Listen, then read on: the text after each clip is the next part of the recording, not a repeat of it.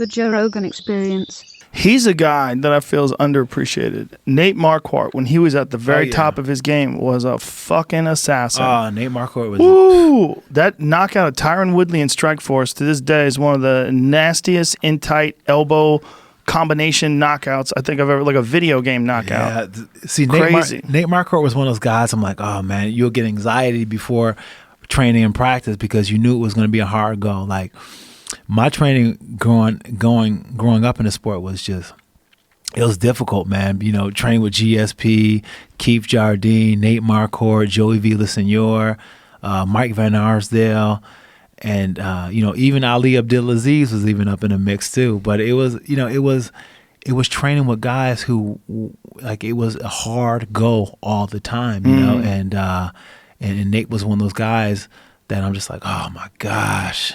This dude is not going to get tired. You know what I'm saying? He's good everywhere. He's super strong. It was just like one of those like, all right, I got to bring it in order to compete today. Yeah, he was in that. He had this weird transition between the UFC and Strikeforce where people kind of forgot about him. And then when he came back to the UFC, you know, he had some real good fights, but he had already had a really long career. Yeah, he had already had some really tough fights, and then really tough fights in training too, right? Yeah, and that's the thing. Like, back then, we weren't really too smart. Like, Greg would kill us in training. Like, we'd do some shit that you'd be like, oh my gosh. Like, one time Greg had us doing like some buddy carries. We're on the side of the Sandia Mountains, and there's like, you know, it's like 2 or 3 feet and you'll fall to like your death. And then we had to do like these buddy carries, these wedding carries where I'm holding Keith like this. Get the fuck out of here. Yeah, and like this, you'll fall to your death. And like, if you make a mistake, you know, there wasn't much room for mistake. If I would have fell down, then we would have fell. But we had to rotate every 60 steps. Fuck that. And Greg was always on the, like, you know, like mental, like, yo, you got to be ready to die. You got to be ready to face death. Let's get it. Seek death. Meanwhile, he's such a sweetie in the corner. I know, but in the corner, he's, hey, how you doing, Rashad? Oh my gosh, things are looking great. He'll take us. That's why he does it, because he knows what he did you in training.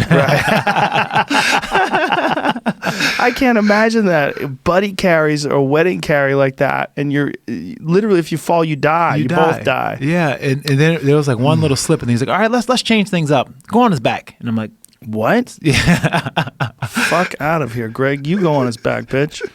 What are you doing? What are you talking about? Yeah, that's so crazy. It was crazy, man. But that was a good time back This then, mental man. toughness training, huh? Yeah, that was a mental toughness training. Well, you guys, that Albuquerque team was always known for having crazy endurance.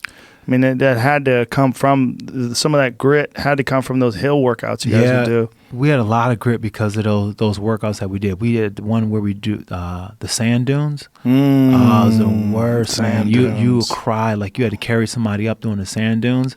And then if you didn't carry them all the way up, then you had to do it again until you completed it. Like you would literally see grown ass men crying, just like, I can't do no more. That's a good way to get injured too, though. Unfortunately, yes. It's like there's this fine line between pushing really hard and fucking somebody up. Yes. You know. Yeah, I think now they've kind of figured it out, but just the mental aspect, it paid off big dividends. Like, and I'll talk to Dana White, and Dana's like, bro, you were so fucking crazy back then. You were so paranoid. I'm like, I like your Dana White impression. Yeah. You were paranoid back then? I mean, I was a fighter, man. Fighters are always paranoid. You have to be paranoid if you're a fighter. You have to think that everybody's trying to take something from you, right? It's just a mindset. But he'll say I was crazy, I was paranoid because I didn't really trust him back then. But I'm just.